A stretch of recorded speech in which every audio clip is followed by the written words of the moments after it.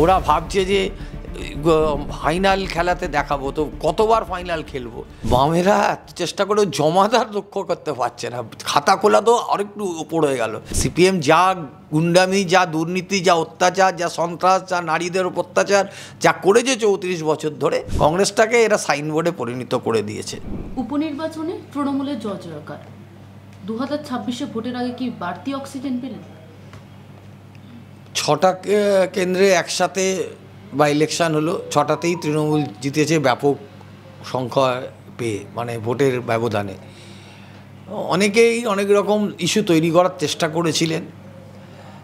আজকে সেই 6টা বিধানসভা কেন্দ্রের মানুষ এই যে ষড়যন্ত্র, তৃণমূলকে হেয় করার, মমতা বন্দ্যোপাধ্যায়কে হেয় করার সমস্ত চক্রান্ত তো আজকে ছিন্নভিন্ন হয়ে গেল। 6টা কেন্দ্রেই তৃণমূল জিতলো, এমনকি যে মাদারি কেন্দ্র জিতেছিলেন, আগে বিজেপি জিতেছিল, সেটাও তৃণমূল জিতে গেল।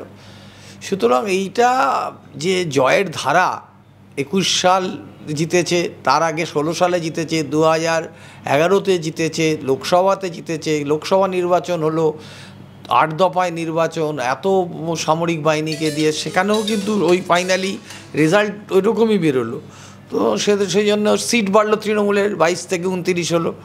এবার অন্য দলের আসন সংখ্যা কমলো, তো ওদের 18 থেকে 12 হলো বিজেপির। বামফ্রন্টের তো জমানত জব্দ হয়ে গেছে, ওরা তো যা লড়েছিল তাতে 2 জন ছাড়া বাকি সমস্ত ওদের জমানত জব্দ হয়ে গেছে। এবারেও 6টার মধ্যে বোধহয় সম্ভবত 6টাতেই জমানত জব্দ হয়েছে বামফ্রন্টের।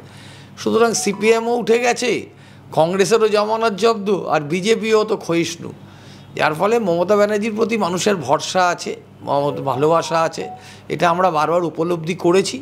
এবং সেই উপলব্ধি থেকে বুঝেছি যে সারা বছর যদি রাজনীতিতে বা জনপ্রতিনিধি হিসাবে বা দলীয় রাজনৈতিক দল হিসাবে মানুষের সঙ্গে থাকা যায়, তাহলে মানুষ বারবারই সমর্থন করবে। যারা এত চেষ্টা করেছে তাদের কোনো মানুষের অন্তত সাপোর্ট তারা পায়নি।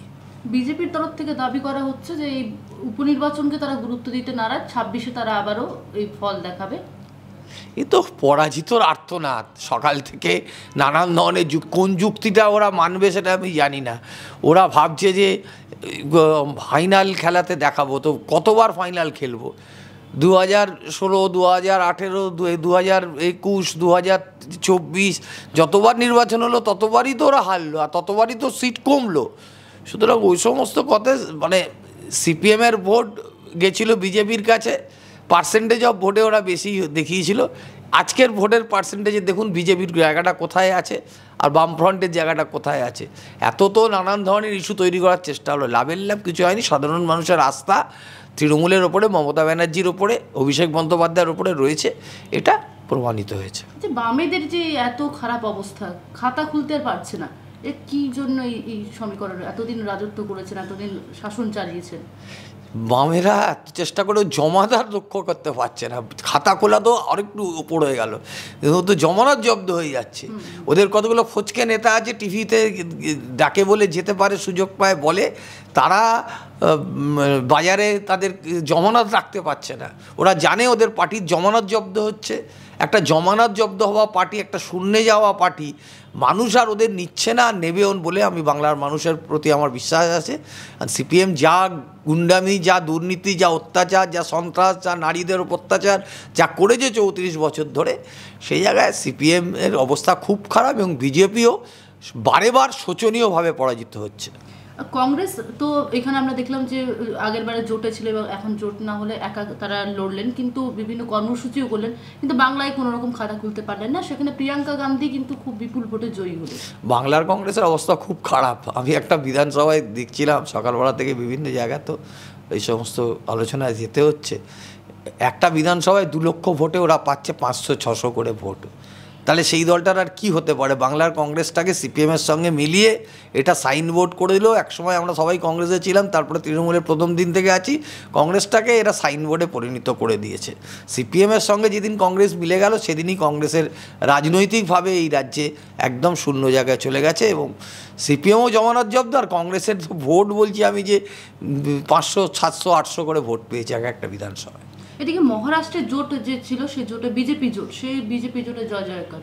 এটাও দেখুন, এটাও মানে লিডারশিপের, কিন্তু আপনি দেখুন এখানে রিজনাল পার্টির লিডারশিপ দিয়েছে, হেমন্ত সোরেন জিতেছে তো ঝাড়খণ্ডে, মমতা ব্যানার্জি সব জায়গা থেকে তখন এখানে অশ্বমেধের ঘোড়া বিজেপির আটকে দিয়েছিল 2021-এ।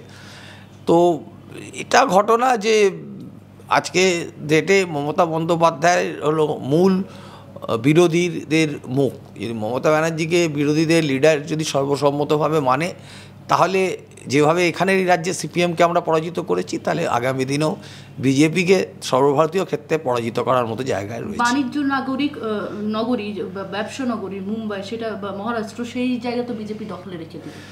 বিজেপি দখল করেনি, বিজেপি অ্যালাইস পার্টিদের নিয়ে এনডিএ দখল করেছে বলছেন, কিন্তু সেখানেও মানে কি হলো ব্যাপারটা নিশ্চয়ই আলোচনা হবে। এইটুকু বলতে পারি যে বিজেপি অনেক রকম চেষ্টা করেছিল, বলেছিল করবে ঝাড়খণ্ডে পরাজিত হয়েছে। মহারাষ্ট্রের স্ট্র্যাটেজিটা কী ছিল সেটা এক্ষুনি অ্যানালিসিস হলে তারপরে জানতে পারবো। তবে বিজেপিও আপনি দেখুন 2024-এর পরে বিজেপি কিন্তু ডাউনফল হচ্ছে।